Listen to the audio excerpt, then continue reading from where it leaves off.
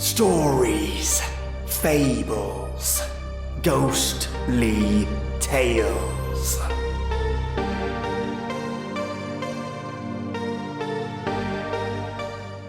Did someone say Swedish folk stories? No? Well, I sure did. Ghost Tales, a monstrous snake, and a tale of men in wolfskin welcome listeners to your lineup of Swedish stories. Unique and very old stories, which you'll know what I mean once you start listening to them. Their phrasing and sentence structure is definitely different, and the way the stories play out, also definitely different. But that makes it all the more interesting. And one is all about werewolves, with a very different kind of narrative. But I'll stop myself there just in case I reveal too much about that story. So I'm super excited to get these stories to you, and it's a great way to finish off this week. Also, I hope you're enjoying a hot beverage because I'm enjoying my turmeric latte, which I know sounds strange, but you just gotta try it. It's heartwarming on a cold night, truly warming the heart and soul. And it's a strange yellow. So grab your own hot beverage and join me for some old tales. Get your parchment out and your quill ready, and let's dig in.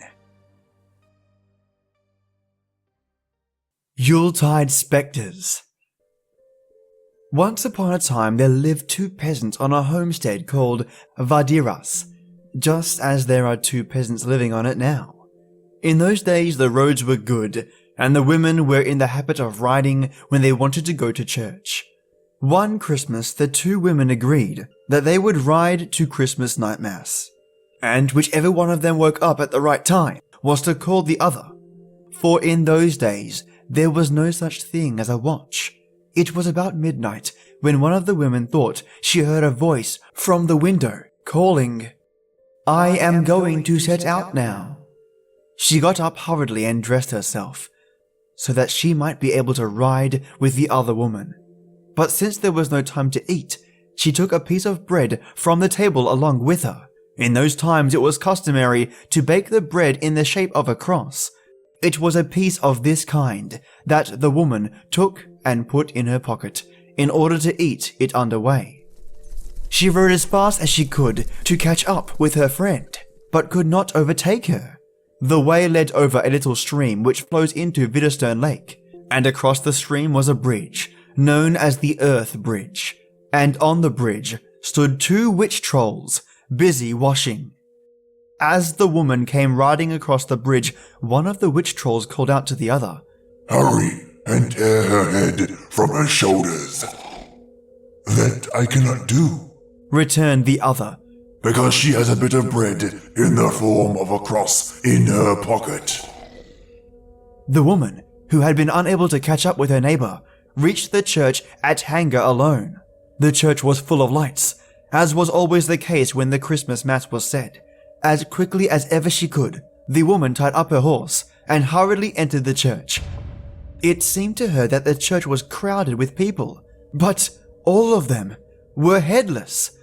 And at the altar stood the priest, in full canonicals, but without a head. In her haste, she did not at once see how things were, but sat down in her accustomed place. As she sat down, it seemed to her that someone said, "If I had not stood godfather to you when you were christened, I would do away with you as you sit there. And now hurry, and make yourself scarce, or it will be the worst for you." Then she realized that things were not as they should be and ran out hastily. When she came into the churchyard, it seemed to her as though she was surrounded by a great crowd of people. In those days, people wore broad mantles of unbleached wool, woven at home and white in color.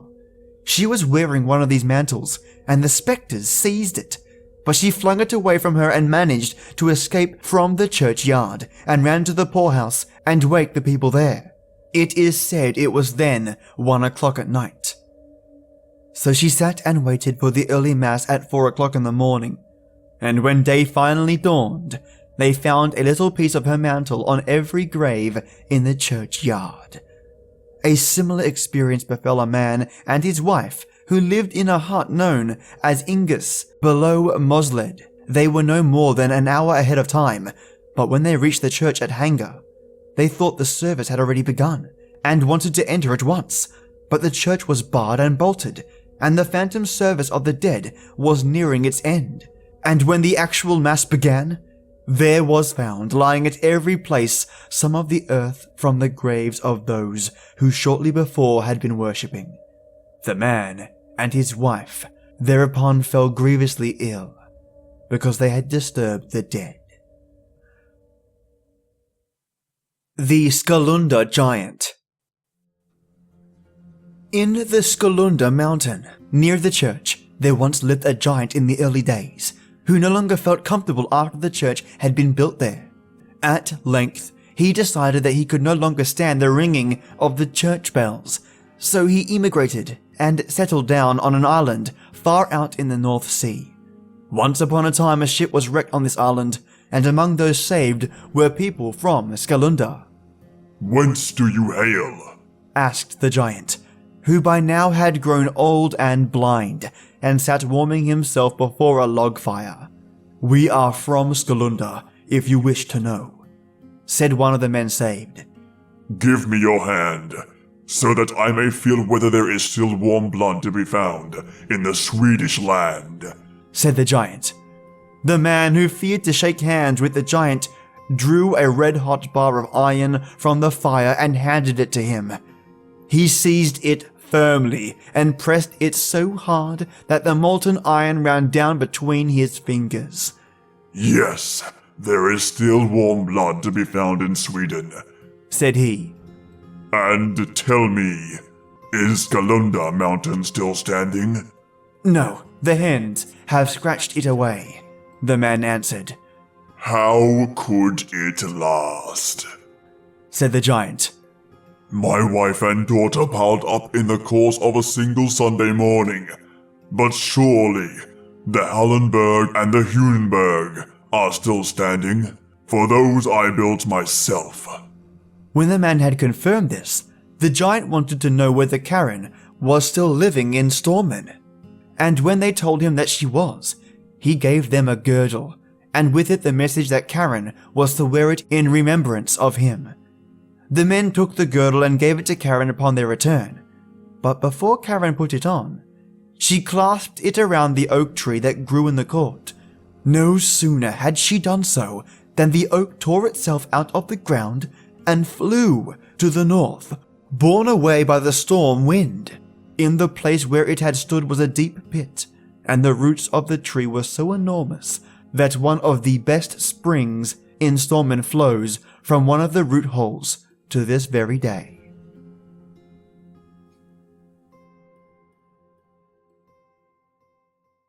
The Girl and the Snake.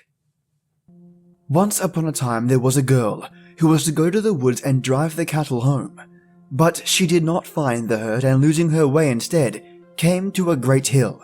It had gates and doors, and she went in. There stood a table covered with all sorts of good things to eat, and there stood a bed as well, and in the bed lay a great snake. The snake said to the girl, "Sit down if you choose.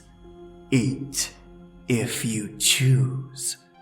Come and lie down in the bed if you choose. But if you do not choose, then do not do so." So the girl did nothing at all. At last the snake said, "Some people are coming now, who want you to dance with them, but do not go along with them." Straight away people arrived who wanted to dance with the girl, but she would hear nothing of it. Then they began to eat and drink, but the girl left the hill and went home. The following day she again went to the wood to look for the cattle, did not find them, lost her way again, and came to the same hill. This time, she also entered and found everything as it had been the first time. The well-spread table, and the bed with the snake on it. And the snake said to her, as before, "Sit down if you choose, eat if you choose, come and lie down in the bed if you choose. But if you do not choose, then do not do so. Now a great many more people are coming who will want to dance with you, but do not go with them." The snake had scarcely concluded before a great many people arrived who began to dance, eat, and drink. But the girl did not keep them company. Instead, she left the hill and went home. On the third day, when she once more went to the wood, everything happened exactly as on the first and second day. The snake invited her to eat and drink, and this time she did so, with a hearty appetite. Then the snake told her to lie down beside him, and the girl obeyed. Then the snake said, "Put your arms about me." She did so. "And now kiss me," said the snake. "But if you are afraid, put your apron between us." The girl did so, and in a moment the snake was turned into a marvelously handsome youth, who was really a prince, bewitched in the form of a snake by magic spells, and now delivered by the girl's courage. Then both of them went away, and there was nothing further heard of them. The Werewolf. Once upon a time there was a king who reigned over a great kingdom. He had a queen, but only a single daughter, a girl. In consequence, the little girl was the apple of her parents' eyes. They loved her above everything else in the world, and their dearest thought was the pleasure they would take in her when she was older. But the unexpected often happens, for before the king's daughter began to grow up, the queen, her mother, fell ill and died.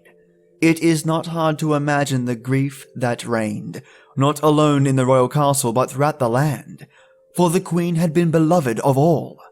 The king grieved so that he would not marry again, and his one joy was the little princess. A long time passed, and with each succeeding day, the king's daughter grew taller and more beautiful, and her father granted her every wish. Now, there were a number of women who had nothing to do but wait on the princess and carry out her commands. Among them was a woman who had formerly married and had 2 daughters.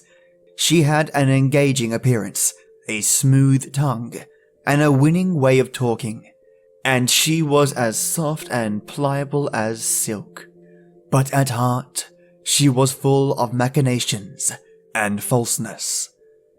Now when the queen died, she at once began to plan how she might marry the king, so that her daughters might be kept like royal princesses.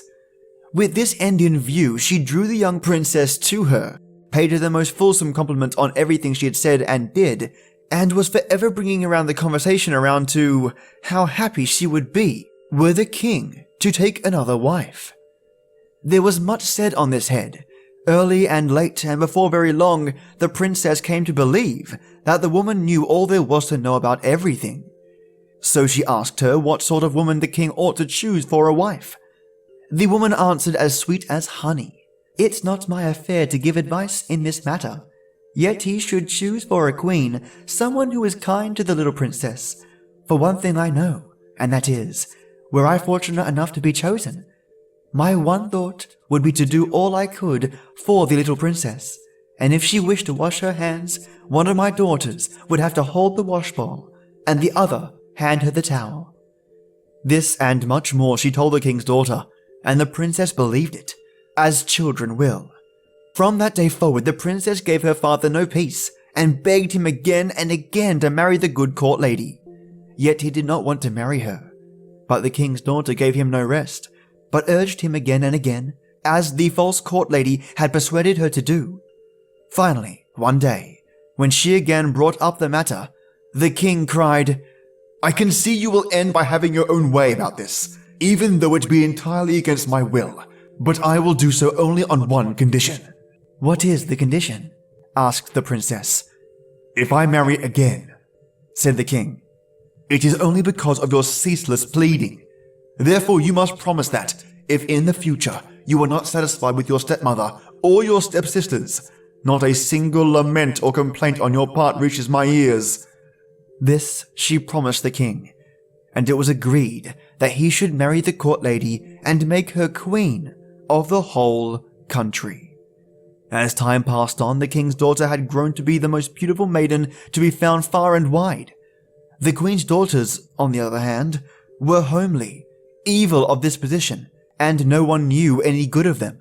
Hence it was not surprising that many youths came from east and west to sue for the princess's hand, but that none of them took any interest in the queen's daughters. This made the stepmother very angry, but she concealed her rage and was as sweet and friendly as ever. Above the wooers was a king's son from another country. He was young and brave, and since he loved the princess dearly, she accepted his proposal and they plighted their troth. The queen observed this with an angry eye, for it would have pleased her had the prince chosen one of her own daughters, so therefore made up her mind that the young pair should never be happy together, and from that time on thought only of how she might part them from each other. An opportunity soon offered itself. News came that the enemy had entered the land, and the king was compelled to go to war. Now the princess began to find out the kind of stepmother she had, for no sooner had the king departed than the queen showed her true nature, and was just as harsh and unkind as she formerly had pretended to be friendly and obliging.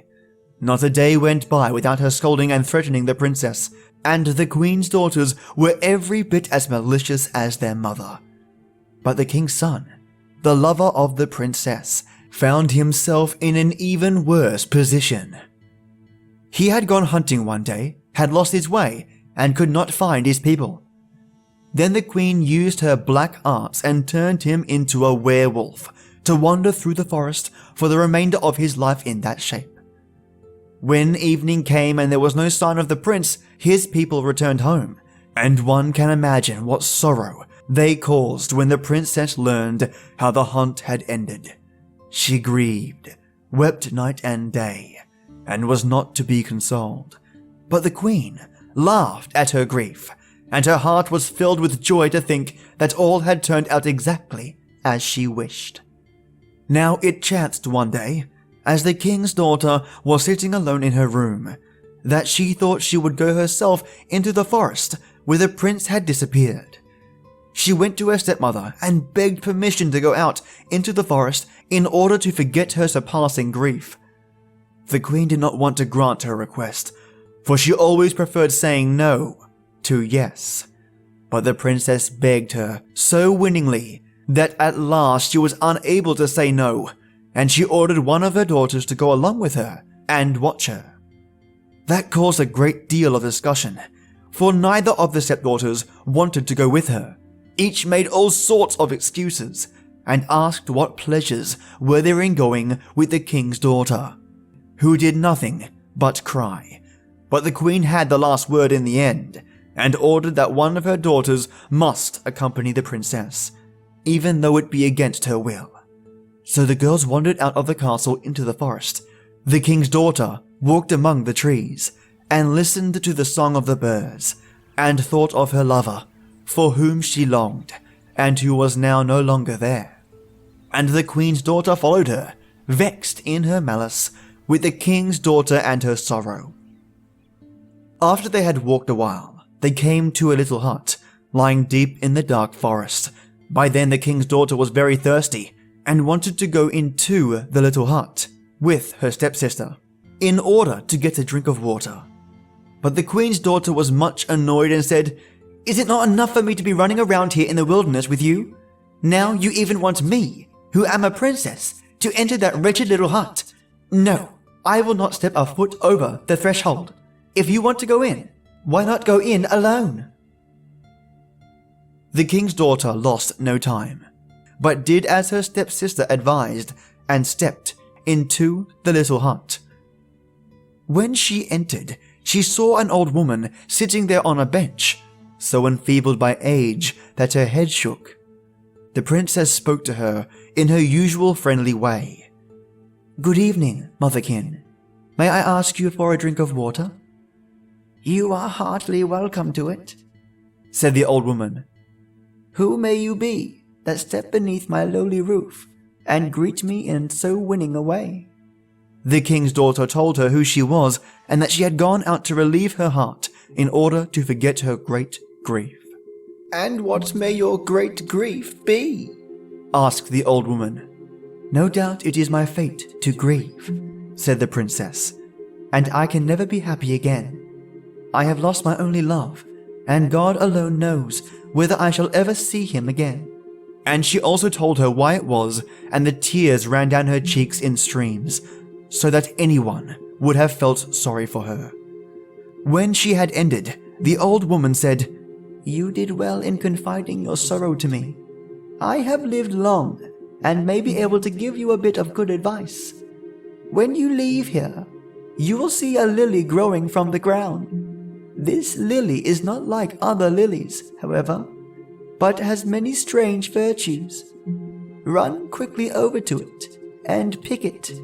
If you can do that, then you need not worry, for then one will appear who will tell you what to do."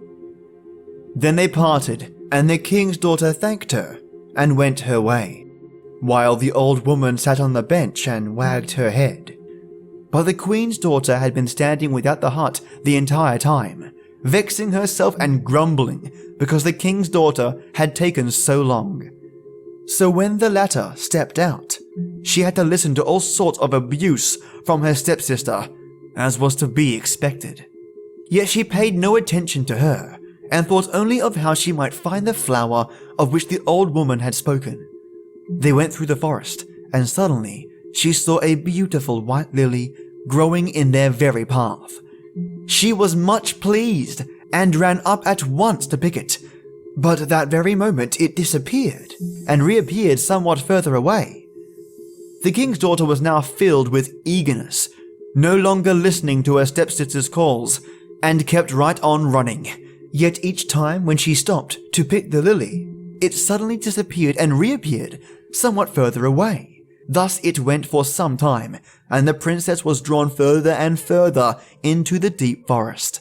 But the lily continued to stand, and disappear and move further away, and each time the flower seemed larger and more beautiful than before. At length, the princess came to a high hill, and as she looked towards its summit, there stood the lily high on the naked rock, glittering as white and radiant as the brightest star. The king's daughter now began to climb the hill, and in her eagerness she paid no attention to stones nor steepness, and when at last she reached the summit of the hill, lo and behold, the lily no longer evaded her grasp, but remained where it was, and the princess stooped and picked it and hid it in her bosom, and so heartfelt was her happiness that she forgot her stepsisters and everything else in the world. For a long time she did not tire of looking at the beautiful flower. Then she suddenly began to wonder what her stepmother would say when she came home after having remained out so long, and she looked around in order to find the way back to the castle. But as she looked around, behold, the sun had set, and no more than a little strip of daylight rested on the summit of the hill. Below her lay the forest, so dark and shadowed that she had no faith in her ability to find the homeward path. And now she grew very sad, for she could think of nothing better to do than to spend the night on the hilltop. She seated herself on the rock, put her hand on her cheek, cried, and thought of her unkind stepmother and stepsisters, and all of the harsh words she would have to endure when she returned. And she thought of her father, the king, who was away at war, and of the love of her heart, whom she would never see again. And she grieved so bitterly that she did not even know she wept. Night came and darkness, and the stars rose. And still the princess sat in the same spot and wept. And while she sat there, lost in her thoughts, she heard a voice say, "Good evening, lovely maiden. Why do you sit here so sad and lonely?" She stood up hastily and felt much embarrassed, which was not surprising. When she looked around, there was nothing to be seen but a tiny old man, who nodded to her and seemed to be very humble. She answered, "Yes, it is no doubt my fate to grieve, and never be happy again. I have lost my dearest love, and now I have lost my way in the forest, and am afraid of being devoured by wild beasts." "As to that," said the old man, You need no fear if you do exactly as I say. I will help you. This made the princess happy, for she felt that all the rest of the world had abandoned her. Then the old man drew out flint and steel and said, Lovely maiden, you must first build a fire. She did so as he told her, gathered moss, brush, and dry sticks, struck sparks and lit such a fire on the hilltop that the flame blazed up to the skies.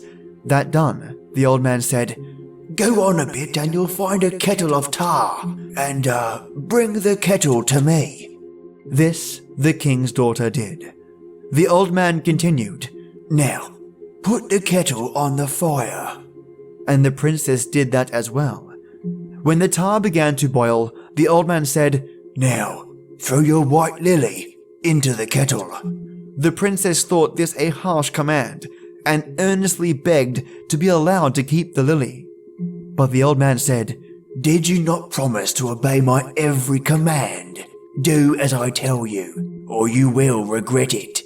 The king's daughter turned away her eyes and threw the lily into the boiling tar. But it was altogether against her will, so fond had she grown of the beautiful flower. The moment she did so, a hollow roar, like that of some wild beast, sounded from the forest. It came nearer and turned into such a terrible howling that all the surrounding hills re-echoed it. Finally, there was a cracking and breaking among the trees. The bushes were thrust aside, and the princess saw a great grey wolf come running out of the forest and straight up the hill. She was much frightened and would gladly have run away, had she been able. But the old man said, Make haste, run to the edge of the hill, and the moment the wolf comes along, upset the kettle on him. The princess was terrified and hardly knew what she was about. Yet she did as the old man said, took the kettle, ran to the edge of the hill, and poured its contents over the wolf just as he was about to run up. And then a strange thing happened. No sooner had she done so than the wolf was transformed, cast off his thick grey pelt, and in place of the horrible wild beast, there stood a handsome young man looking up to the hill. And when the king's daughter collected herself and looked at him, she saw that it was really and truly her lover, who had been turned into a werewolf. It is easy to imagine how the princess felt. She opened her arms and could neither ask questions nor reply to them. So moved and delighted was she. But the prince ran hastily up the hill, embraced her tenderly, and thanked her for delivering him. Nor did he forget the old man, but thanked him with many civil expressions for his powerful aid. Then they sat down together on the hilltop and had a pleasant talk. The prince told her how he had been turned into a wolf, and of all he had suffered while running about in the forest. And the princess told of her grief, and the many tears she had shed while he had been gone. So they sat the whole night through, and never noticed it until the stars grew pale and it was light enough to see. When the sun rose, they saw that a broad path led from the hilltop straight to the royal castle, for they had a view of the whole surrounding country from the hilltop. Then the old man said, Lovely maiden, turn around. Do you see anything out yonder? Yes, said the princess.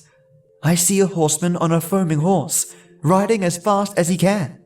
Then the old man said, He is a messenger sent on ahead by the king your father, and your father, with all his army, is following him. That pleased the princess above all things, and she wanted to descend the hill at once to meet her father. But the old man detained her and said, Wait a while. It is too early yet. Let us wait and see how everything turns out. Time passed and the sun was shining brightly, and its rays fell straight on the royal castle down below.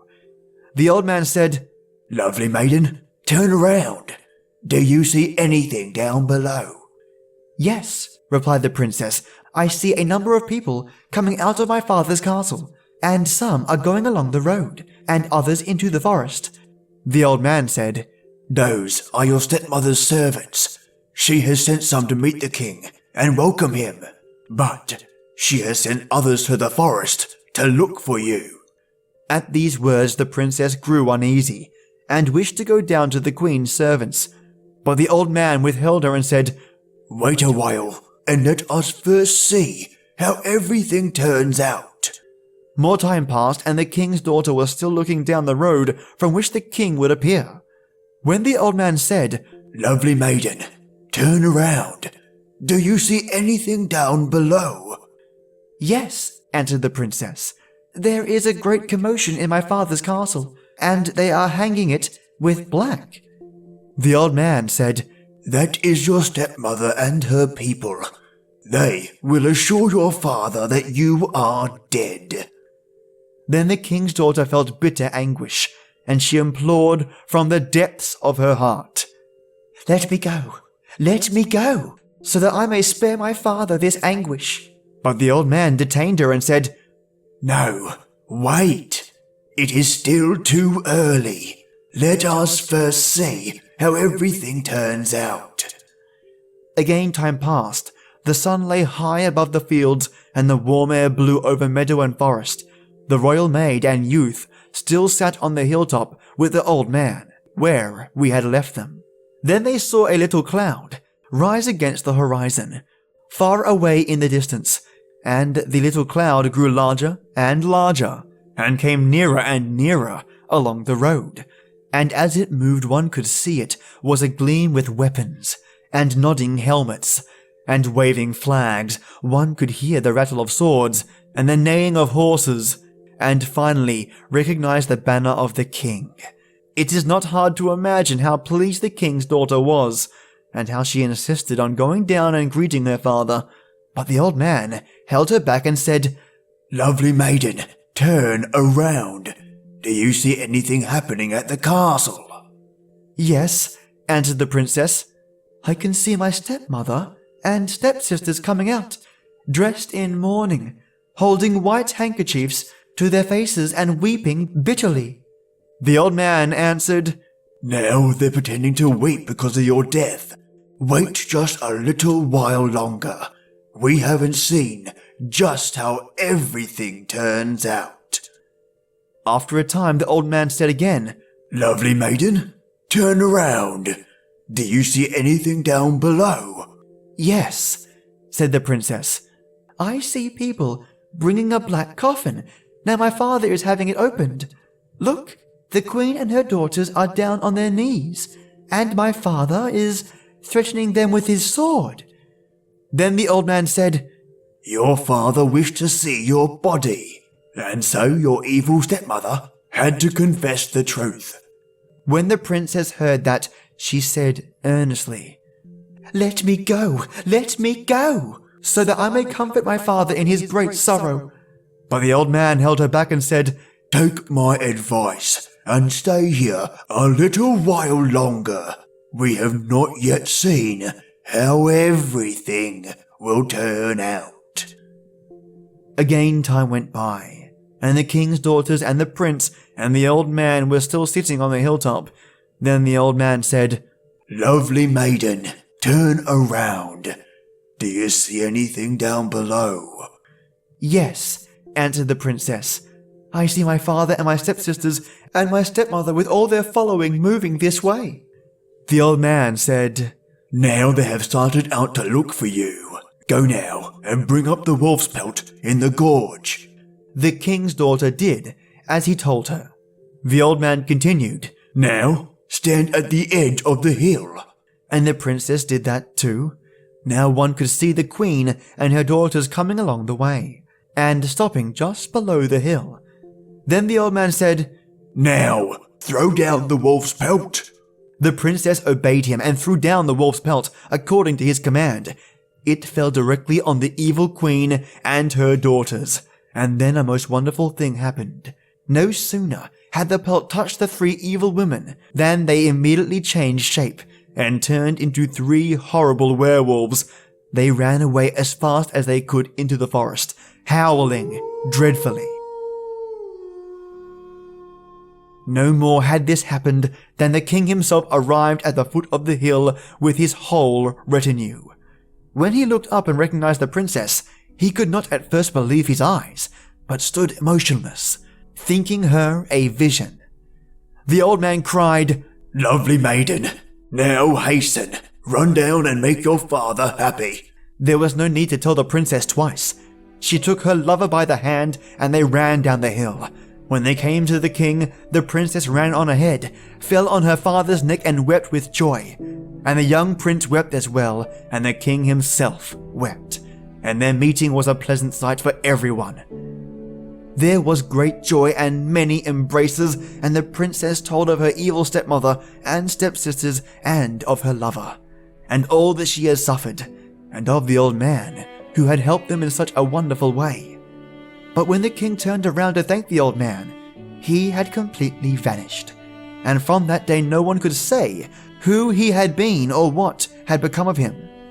The king and his whole retinue now returned to the castle, where the king had a splendid banquet prepared, to which he invited all the able and distinguished people throughout the kingdom, and bestowed his daughter on the young prince, and the wedding was celebrated with gladness and music and amusement of every kind for many days.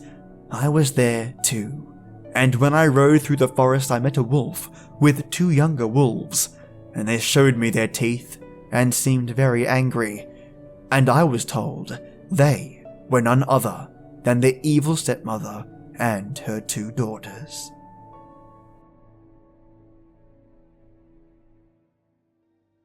So, what did you think? I really hope you enjoyed today's Swedish folktales. Definitely different, with a different kind of style and subtle change to normal narratives that my usual stories don't have. For example, the ghosts at the beginning and the trolls on the bridge. A little bit of law or protection magic was revealed then. I had no idea a cross-shaped object would protect someone from such creatures, even if it's made out of something so humble as bread. Who'da thunk it? And that giant that crushed the metal poker, so much so that the metal turned to a liquid. Not to mention the magic girdle that would have whisked Karen away. The ideas in some of these stories just blows me away. And the monstrous snake that turns into a handsome prince? Well, that's certainly a different take to the normal frog prince motif. And lastly, the tale of the werewolf. That princess went through hell, dealing with an evil stepmother, and curses, and losing their lover, not to mention their mother. She must be thinking, what's next? Luckily, her patience and the power of what seems like 2 sages evened the odds. Which one was your favourite?